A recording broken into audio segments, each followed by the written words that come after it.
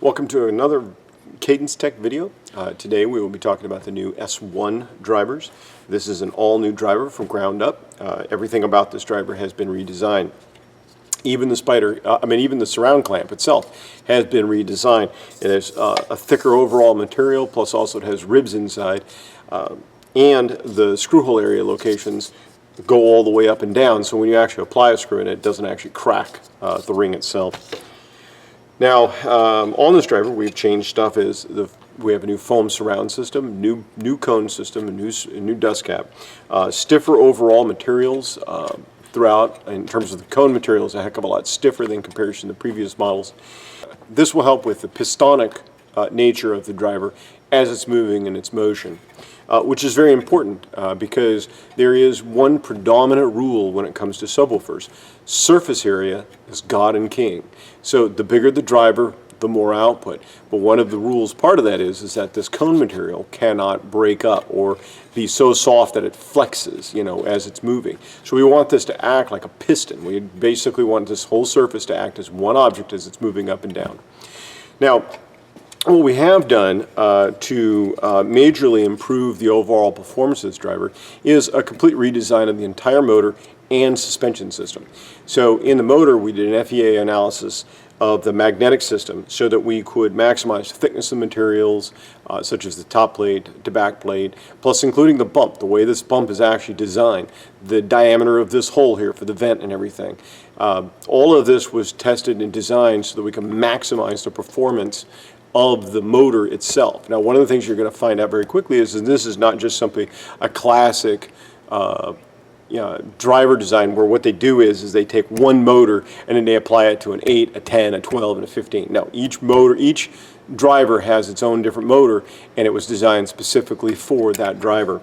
The suspension system, the foam surround along with the spider, was also optimized for performance, so that again, as it's moving up and down, it has a linear excursion within the excursion that the driver can actually do.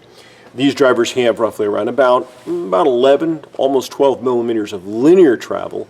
And then if you take them at about 70% BL, which basically means the voice coil is starting to come out of the gap, you're probably looking at about 15 millimeters. So it gives you a very good range. Power handling on the drivers are going to be anywhere from 250 all the way up through around about 550 on the 15. And that's meaning that we're taking a single signal wave and we're applying an enormous amount of power to see if we can mechanically make the driver fail. Now, one of the things I do want to talk about on these drivers has to do actually with its data sheet. Okay, this is going to be the all-new data sheet that comes with the driver. And the reason why I want to bring this up is because it's important.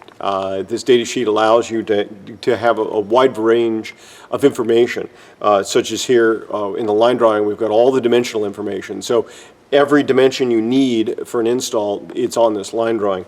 We have true technical parameters here. These are done through LMS. Tested by me, and so these are actually true, real numbers, not some fictitious number that a lot of companies have a tendency to do. I've seen this many a times. It's something I'm not a fan of. Now, one of the big things that I've done and to help a great deal in terms of the boxing is that I've given you a design parameter sheet. Now, this parameter sheet, this is both in a sealed enclosure and a poured enclosure. What this does is that it will show you three variations. It will show you what we'll consider as the small, the normal or universal box, and also the audiophile grade box. In here you're going to see the graphs. These graphs are going to show you indications of what's going on. And again, they're color coordinated here at the bottom, and they got liner notes and stuff that'll tell you what each graph is doing. But basically, in a nutshell, the idea is it's going to show you the power range shift. What happens is, like, say for instance, I take a subwoofer and I put it in a smaller than needed box. What will happen is that the energy will move higher in the frequency range. It has generally the same shape as it does in a larger box, but all the energy moves up. It just has the low frequencies just are not as loud, I should say, is the best way to put it, as it would be if it was in a larger box. So this gives you everything. Also, another thing is I've given you a complete universal box design. So I've actually given you everything necessary you need to do for the normal boxes.